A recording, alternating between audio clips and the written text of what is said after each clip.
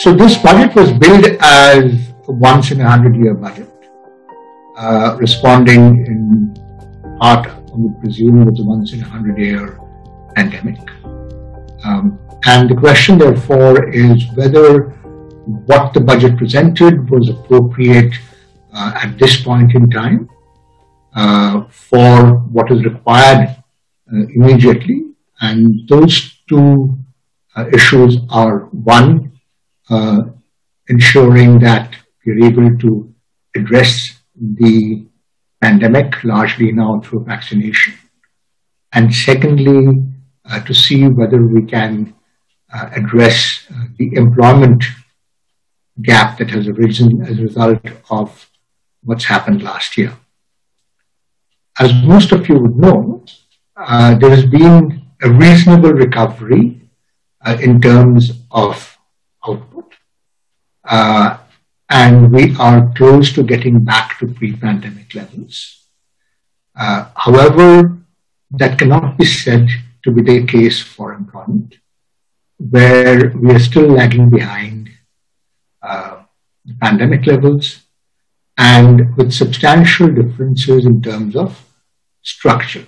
For example, the gender composition of the workforce, which has historically been pretty poor, with very few women in our workforce compared to other similar countries, has got worse. In addition, we have a situation where the composition of the workforce in terms of salaried employment versus informal employment seems to have, based on data that's coming out of the CMI, moved against quote-unquote good jobs or jobs with benefits to more informal jobs. And overall, there has been a decline in the number of jobs that are currently existing in the workforce for services and manufacturing. So against this backdrop, the question is whether or not this particular budget is giving us an appropriate response. So first off the bat, one must recognize that in line with what many people seem to have suggested, and going beyond what the government seemed to be doing over the past year, which is holding a relatively tight line on expenditure and being concerned about our budget deficit. The overall numbers seem to indicate that that particular budget deficit does not seem to be topmost in our government's mind at this point in time.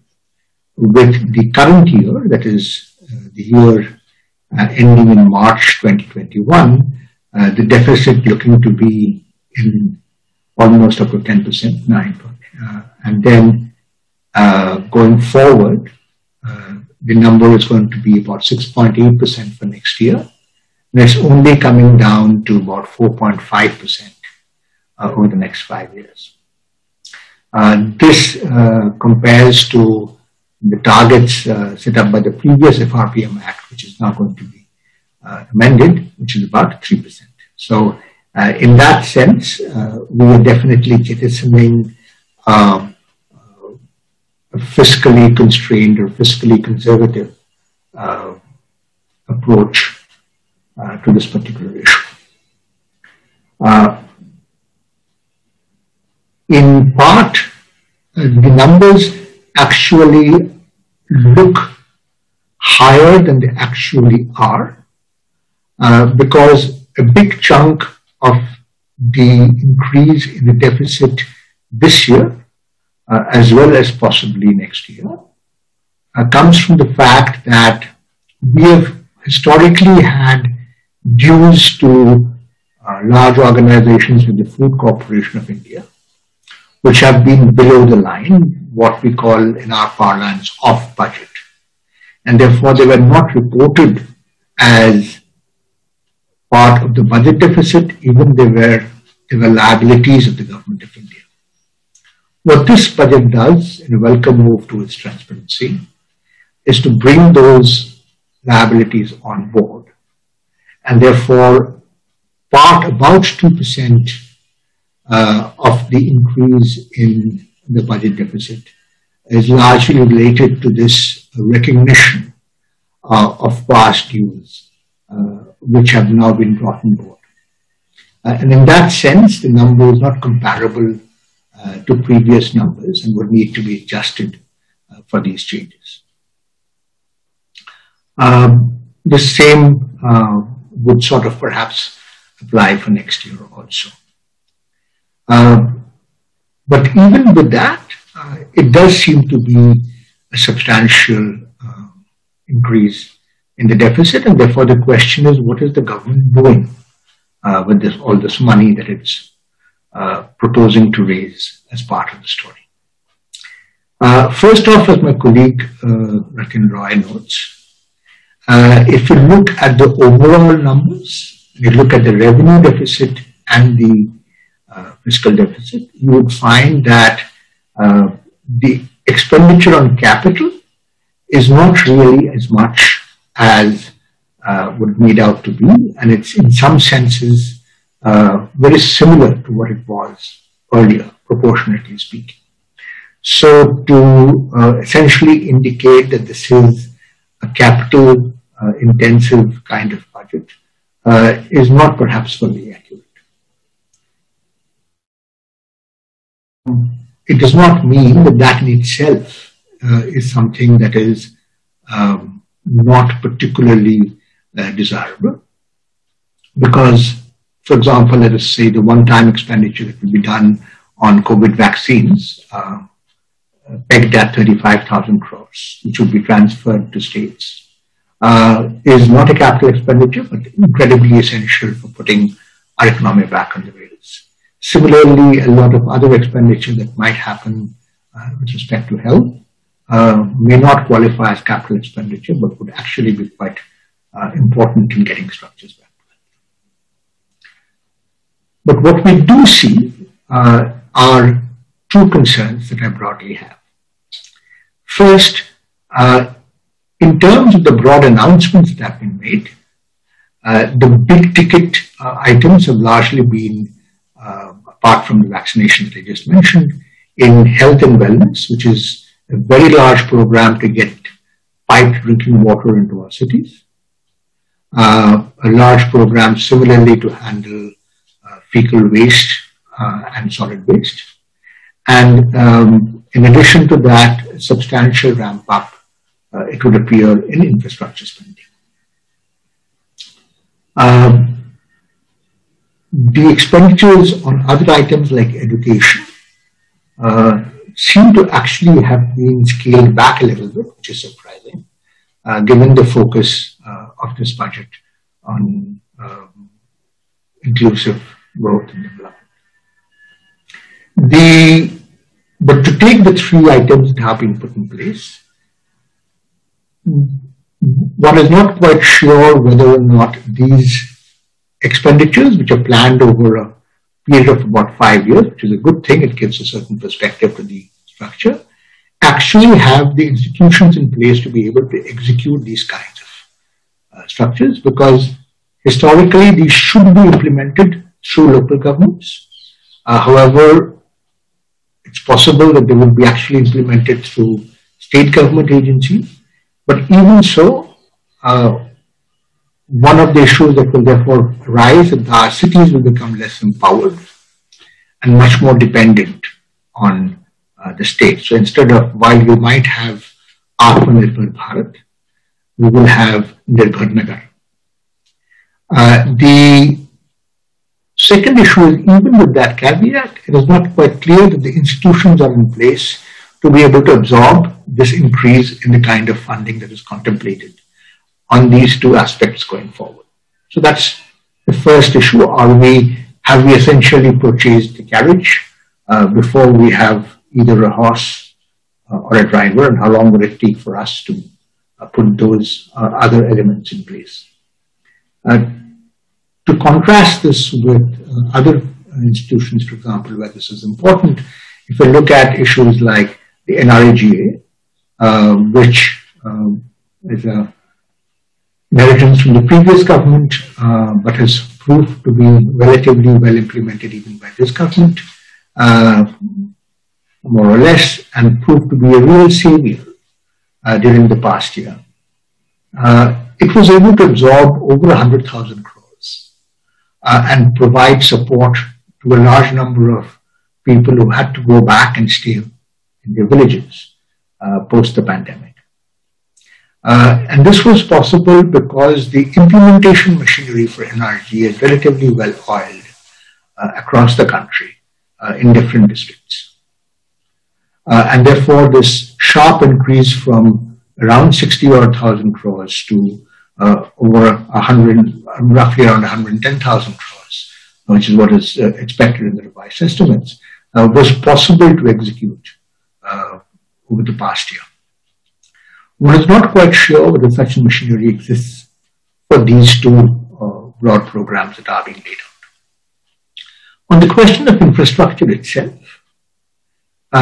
there seems to be two approaches. One, to increase budgetary allocations, and at the same time to monetize existing assets. For example, that would mean that you give more money to NHAI to build new roads, as well as you take existing roads, existing toll roads, and sell them to investors. We have done that in the past. And use that money that is raised by selling an existing road. The investor basically gets claims to the toll revenues from the vehicles using the road over a period of time, and use that money raised by selling those roads for further investment in roads. So both these approaches would be used for increasing infrastructure. This is an increase both in the roads, in railways, as well as in some sense in metro rail.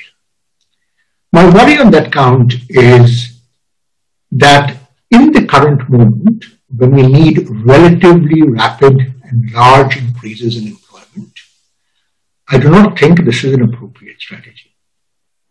And the reason for this is, as the Minister for Road Transport and Highways, Mr. Gadkari, said in the post-budget conference, a lot of the budgetary allocation would go into expenditures such as land acquisition, which would put money in the hands of a few people who would essentially own the land that would actually be acquired and lead to a rise in asset prices. However, the actual building of the road will take time and will essentially be something that would happen perhaps towards the end of this fiscal year, but even perhaps next year. And the kinds of construction that we are contemplating at this point in time, which is expensive expressways, we're looking at metro rail, and we're looking at rail infrastructure. All of these are relatively more capital intensive, and therefore the amount of employment generated per rupee may not be that high. And the follow-on employment that will be generated by making infrastructure a good commodity will take quite some time to be realized.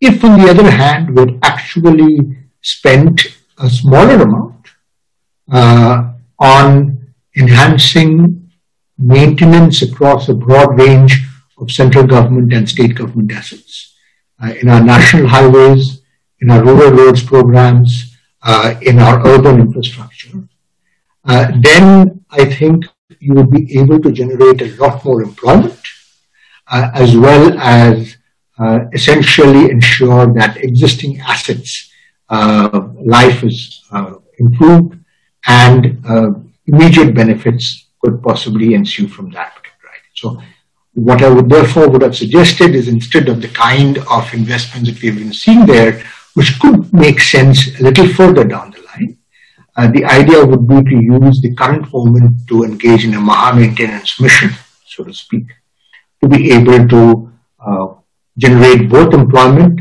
as well as improve the quality of our assets.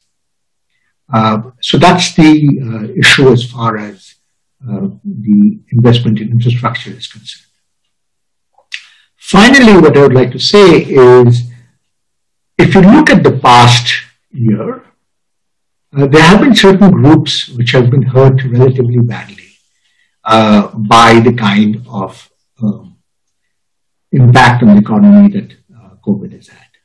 On the other hand, there have been some good groups, corporates, investors in the stock market, etc., who have done relatively well.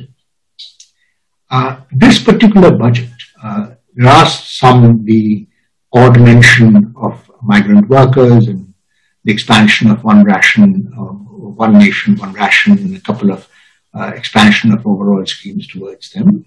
But broadly speaking, the kind of initiatives that are being outlined would help people who have done relatively well in the past year and not particularly do anything special for the people who have been hurt relatively badly in the past year.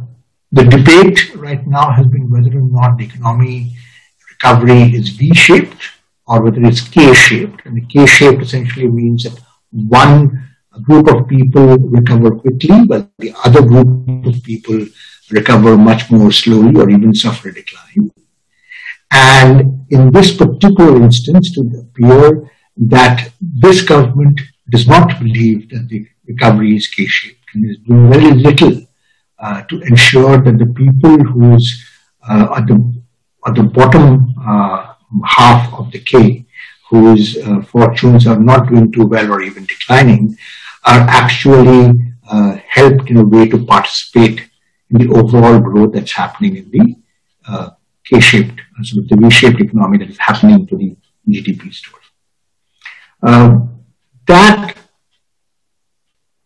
may then end up having consequences down the line, because eventually what you want is a revival of overall demand and overall consumer confidence.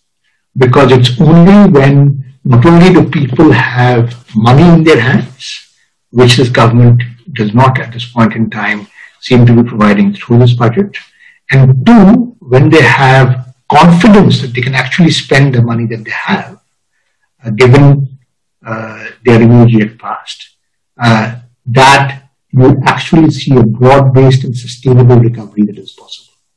At this point in time, in this particular budget, I don't see that kind of laser focus on making this happen that I would have liked to see.